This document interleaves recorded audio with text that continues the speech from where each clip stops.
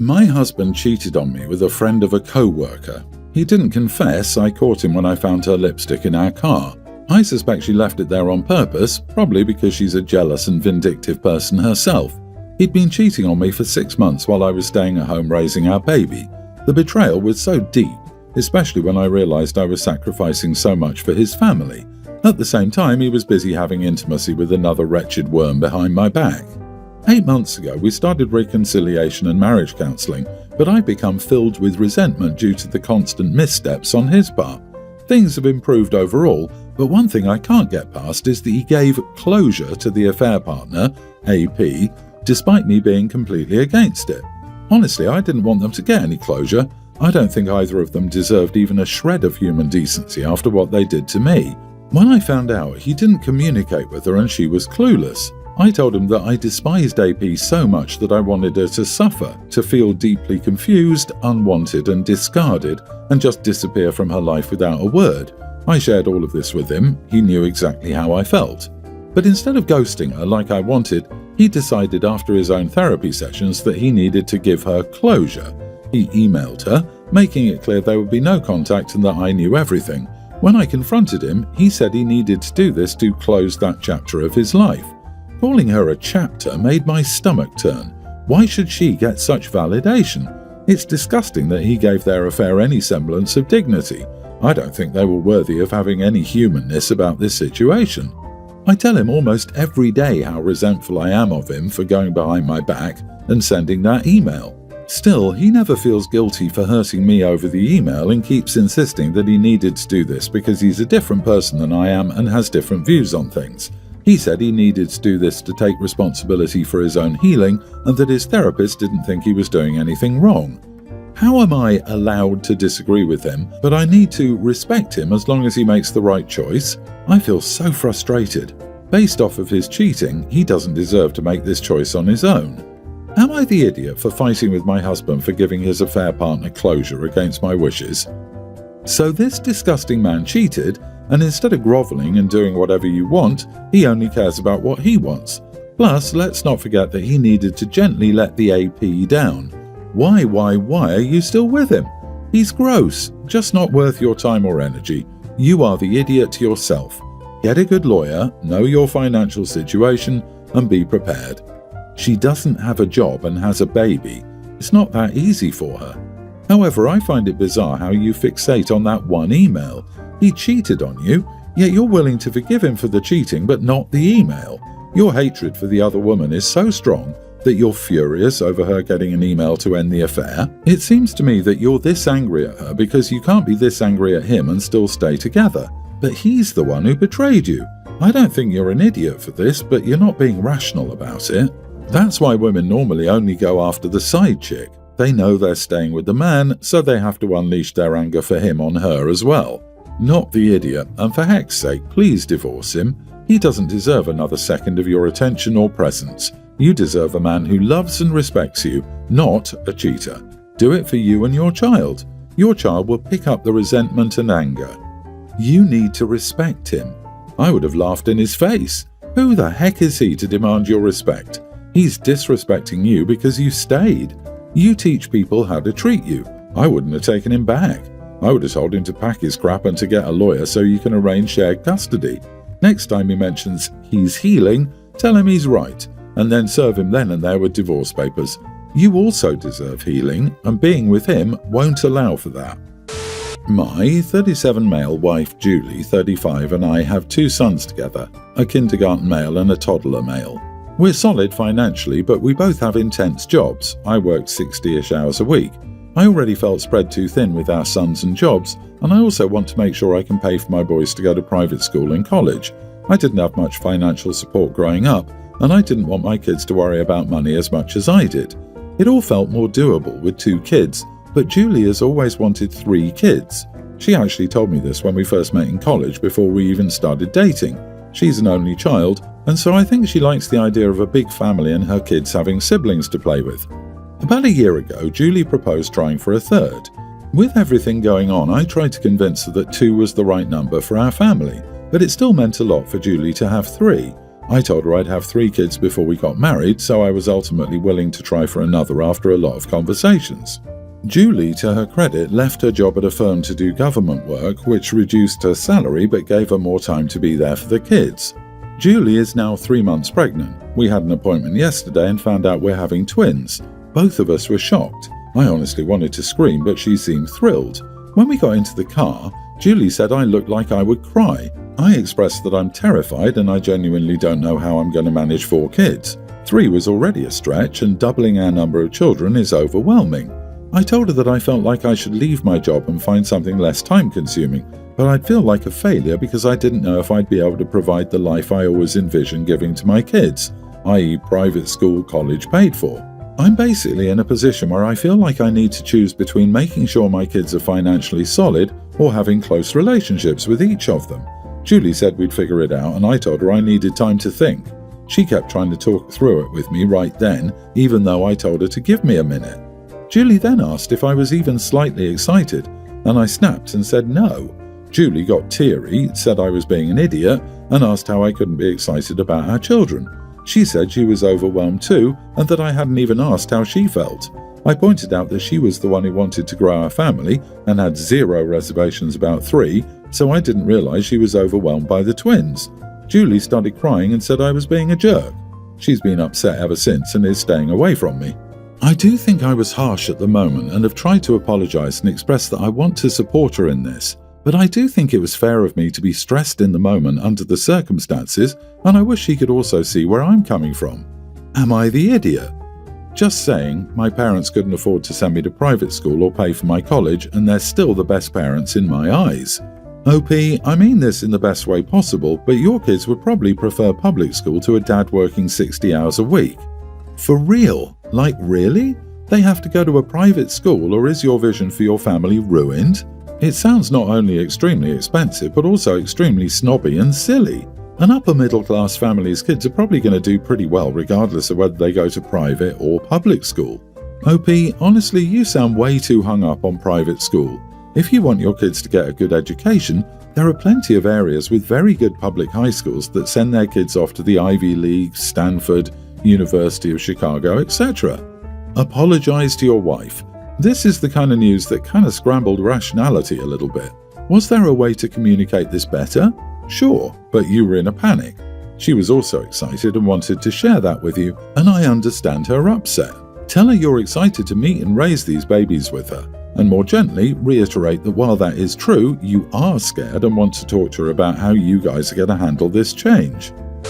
I, 19 female, have been attending a lot of weddings recently. Most of my friends are my co-workers who are much older than me. I wasn't included in the wedding but was invited, so I always had a set dress. I wore a regular length tight black dress. I should add that I've attended 5 weddings over the last 2 years and none had a specific dress code. One of my co-workers is getting married next June, and after I received the invite she asked what I'd be wearing, and I told her that I'd wear my regular black dress. I don't have a lot of others. The only ones I do are very formal. She told me afterward that she actually had imposed a dress code, which was not mentioned on the invite, and that everyone should be wearing red as she was going to wear black. I agreed and said I'd get busy buying a nice one. However, when I spoke to my other co-workers, none of them mentioned anything about a dress code. One of them even asked her, the bride, Maria, and Maria said there was no dress code. Initially, I thought this was confusing and maybe she changed her mind and forgot to tell me. So when I asked my co-worker to ask her, Maria said, "I don't like the black dress she always wears, it's old and unflattering, and I would rather my guests look presentable at my wedding." I always felt good in the dress. It is old, I bought it for my sophomore prom, but I felt as if it still worked. I texted Maria that I wouldn't be able to attend her wedding.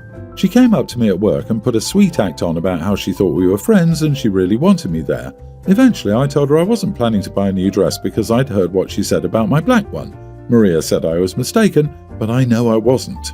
Even though she apologized, she texted me later that I was uninvited from her wedding as she would rather not have a broke teenager ruining all her photos. I spoke to my friend about this. He thinks I could have bought a cheap red dress and avoided all the drama. Am I the idiot? OP, I won't be able to attend your wedding. Much older co-worker, your dress is ugly and you're not invited anyways. LOL, okay. Not the idiot. Skip that wedding and happily save the money you would have spent on a present. Her reasons were ridiculous. No one would have noticed what one wedding guest was wearing in a few photos. You aren't family or in the wedding party, and you weren't going to be in all the photos, so why fixate and try to impose a financial burden on someone instead of just being happy they want to come and celebrate the occasion? Yeah, you literally are a broke teenager. That's fine. You'll age and probably obtain more money. I don't see her growing out of being an idiot, though. Your co-worker can look forward to a future of being simultaneously older and less mature than you forever. You're missing nothing by skipping her wedding. I, 55 male, and my wife, 53 female, have 3 children, 24 male, 22 female, and nearly adult female. My eldest child already has a job, while the middle is in university, and the youngest is in her final year of high school. Because my daughter will be going to university soon, we had a sit-down about what she was going to do. Up until this point, I left my wife to discuss this with my daughter because she's better with these things and closer to her. Anyway, the issue came when my daughter said that she intended to do a degree in fine arts and design. I was surprised, but I let her talk about her piece. She told me about her love for art and animation, and she would love to turn her passion into a career. After she said everything she wanted to say, I asked her to elaborate on the finer details, and I could see that she wasn't thinking about what she would do after university. I told her that this was a terrible idea, and she should rethink what she wanted to do, and left the table, assuming my wife would talk her into something more reasonable. Fast forward a month and we're back having the conversation again. This time she was more certain than ever about doing her degree in fine arts. I was a bit frustrated because I was expecting my wife to talk her out of it, but my wife was supporting her and trying to convince me about the pros of it. I could see I was fighting a losing battle, so I told them I would not pay for university if she would just waste my money. At this, both got very mad, pointing out how I paid for my previous children without question. My son did mechanical engineering and my daughter did accounting. I point out that I never had to worry about them finding a job, and we're not in a first world country like the people in Europe or North America. There's no market for artists where we live, and the unemployment rate is already ridiculously high. I told her that I didn't care what she did as long as it would lead to employment, and I left. My daughter told her siblings, and while my son agrees with me, my eldest daughter says I should allow her the chance to do what she loves, and now it looks like I have favoritism. So, am I the idiot, and what do I do here? Major, you are the idiot. There are plenty of jobs in the fine arts industry that pay well. Every cartoon, movie, anime, comic, graphic novel, and website is created by people with fine arts degrees. Stop being an arrogant idiot and think about your kid's happiness instead of your bank account. There are other financial ways she can pay for college, but in the long run she's going to resent you tenfold because you'll no longer be part of her success story.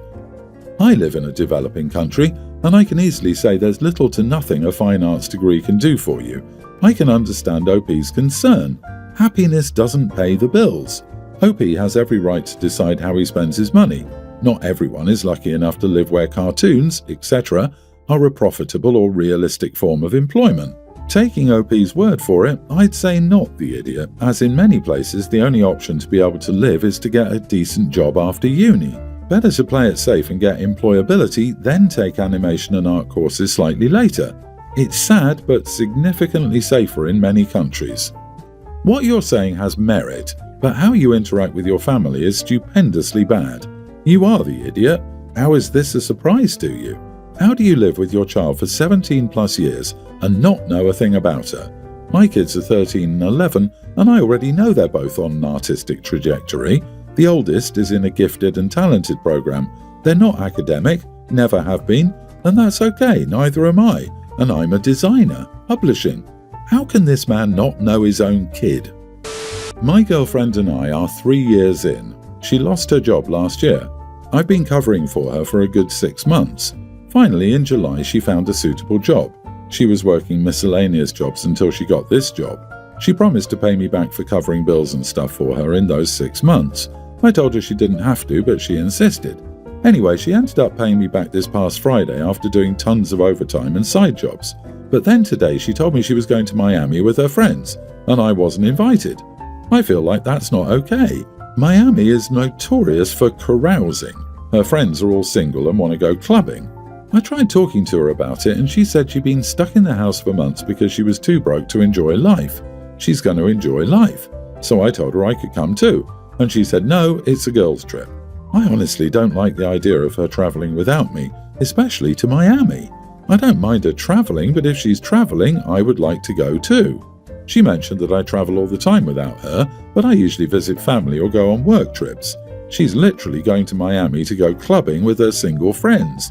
While I trust her and don't think she's going to cheat, she's going to invite men to her for the simple fact that her friends are going to be okay with men walking up and talking to them. She says I'm impairing her from living her life, but I feel she wants to live like a single woman and she's not. So I told her if she goes without me, we're done. I find it highly disrespectful. Am I in the wrong? You are the idiot. You can't prohibit an adult from doing anything. Miami is renowned for Art Deco architecture, Cuban influences and culture, beaches and nightlife. Stop thinking you can control someone with free will, demean them and try to manipulate them with ultimatums. Your presence isn't welcome on a girls' trip. It's possible for a woman in a relationship to go to a club with single friends and not cheat. You trust her or you don't, and clearly you do not. This has nothing to do with money or her job.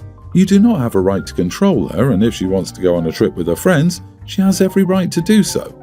Hopefully she will see the giant red flag and go and have the time of her life with her friends. Maybe she'll meet a good man while she's there. Right? I wanted to figure out the purpose of all the money talk in the beginning, like she owes him something when she already paid him back. I would trust her even more if she paid me back when she didn't have to. You are the idiot. You should speak to a psychologist about why you feel this level of jealousy and/or insecurity.